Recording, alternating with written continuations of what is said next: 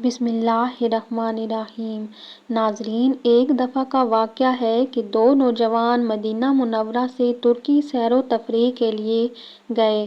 ان کا مقصد اپنے جیسے دوسرے نوجوانوں کی طرح شراب و شباب کے مزے لینا اور مستیاں کرنا تھا۔ استنبول پہنچتے ہی انہوں نے سب سے پہلے کچھ کھانے پینے کی اشیاء کے علاوہ شراب کی بوتلیں خریدیں اور ٹیکسی پر بیٹھ کر ہوٹل کی طرف روانہ ہوئے۔ انہوں نے شہر کے مضافات میں جا کر ایسا ہوٹل پسند کیا جہاں انہیں کوئی جاننے پہچاننے والا نہ دیکھ سکے۔ کاؤنٹر پر رجسٹریشن کرواتے ہوئے کلرک کو جیسے ہی پتہ چلا یہ دونوں نوجوان مدینہ منورہ سے آئے ہیں تو انہوں نے عام کمرے کے ریٹ میں ایک VIP کمرہ کھلوا دیا۔ آس پاس کے تمام لوگوں کو جب پتہ چلا کہ یہ لوگ مدینے سے آئے ہیں، انہیں ملنے ان کے ہوٹل میں آ گئے ہیں، ان کی خوشی دیدنی تھی۔ جب سب لوگ چلے گئے تو دونوں کمرے میں پہنچے اور بس بوتلیں کھول کر معدے میں انڈھیلنے بیٹھ گئے۔ ایک تو کم ظرف نکلا، کچھ ہی دیر میں نشے سے دھت بے سدھ ہو گیا، جبکہ دوسرا نیم مدہوش باقی کی بوتلوں کو کل کے لیے چھوڑ کر سو گیا۔ ان کو سوتے کچھ ہی دیر گزری ہوگی کہ کسی نے دروازہ کھٹکھٹایا۔ صبح کے 4:30 بجے تھے۔ ایک نے غنودگی میں اٹھ کر دروازہ کھولا تو سامنے کاؤنٹر کلرک کھڑا تھا۔ کہنے لگا کہ ہمارے امام مسجد نے یہ جان کر کہ ہوٹل میں مدینہ شریف سے 2 آدمی آ کر ٹھہرے ہوئے ہیں، نماز پڑھانے سے انکار کر دیا ہے کہ وہ ایسی بے ادبی ہرگز نہیں کر سکتا۔ ہم لوگ آپ کا مسجد میں انتظار کر رہے ہیں، آپ جلدی سے تیار ہو کر آ جائیں۔ اس جوان کو یہ بات سن کر حیرت کا شدید جھٹکا لگا۔ اس نے جلدی سے اپنے دوسرے ساتھی کو جگا کر بتایا کہ صورتحال ایسی ہو گئی ہے اور پوچھا کہ کیا تجھے کچھ قرآن شریف یاد ہے؟ دوسرے ساتھی نے کہا، ہاں، گزری لائق قرآن شریف تو یاد ہے، مگر لوگوں کی امامت کراؤں ایسا نہ کبھی سوچا ہے نہ ہی کرواؤں گا۔ دونوں سر جوڑ کر بیٹھ گئے اور لگے سوچنے کہ اس گلے آن پڑی مصیبت سے کیسے جان چھڑائیں۔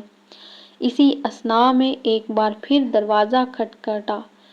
کاؤنٹر کلرک کہہ رہا تھا کہ بھائیو جلدی کرو، ہم لوگ مسجد میں آپ کے انتظار میں ہیں، کہیں نماز میں دیر نہ ہو جائے۔ ایک کے بعد دوسرے نے بھاگ کر غسل کیا، جلدی سے تیار ہو کر نیچے مسجد پہنچے۔ کیا دیکھتے ہیں کہ مسجد نمازیوں سے بھری ہوئی ہے۔ ایسا لگتا تھا کہ لوگ نماز فجر کے لیے نہیں بلکہ مدینہ شریف کے شہزادوں کی اقتداء میں جمع کی نماز کے لیے اہتمام سے بیٹھے ہوئے ہیں۔ ایک نوجوان کہتا ہے، میں مصلی پر چڑھا، اللہ اکبر کہہ کر لڑکھڑاتی زبان سے الحمدللہ رب العالمین پڑھا۔ نمازیوں میں سے کسی کی اس تصور سے سکاری نکل گئی کہ مدینے کا مقیم دیار حبیب صلی اللہ علیہ وآلہ وسلم آیا ہوا اور مسجد رسول صلی اللہ علیہ وآلہ وسلم کا ہمسایہ انہیں نماز پڑھا رہا ہے۔ پھر کیا تھا کہ کئیوں کے ضبط کے بندھن ٹوٹ گئے۔ نوجوان کہتا ہے کہ نمازیوں کے رونے سے میری ندامت کیا بڑھی کہ میں بھی رو پڑا۔ سورۃ فاتحہ کے بعد میں نے پڑھی تو محض سورۃ اخلاص ہی، مگر اپنے پورے اخلاص کے ساتھ۔ نماز ختم ہوئی، نمازی میرے ساتھ مصافحہ کرنے کے لیے امڑ پڑے اور کئی ایک تو فرطِ محبت سے مجھے گلے بھی لگا رہے تھے۔ میں سر جھکائے کھڑا اپنا محاسبہ کر رہا تھا۔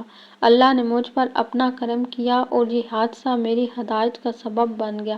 پھر اس کے بعد ان دونوں نے سچے دل سے توبہ کی اور سچے مومن بن گئے۔ ناظرین، حضرت موسیٰ کے زمانے میں ایک بہت ہی بدکار عورت تھی۔ ایک دفعہ وہ ایک جگہ سے گزری کہ اس نے ایک کتے کے بچے کو دیکھا جو پیاس سے مر رہا تھا۔ اس نے اپنا دوپٹہ پاس کھڑے کنویں میں لٹکایا اور جب کپڑا تر ہو گیا تو اس نے وہ پانی اس بچے کے منہ میں نچوڑ دیا، جس سے اس کتے کے بچے کی جان میں جان آ گئی۔ اللہ پاک کو اس کی یہ نیکی اس قدر پسند آئی کہ اس نے اس عورت کے تمام گناہ بخش دیے۔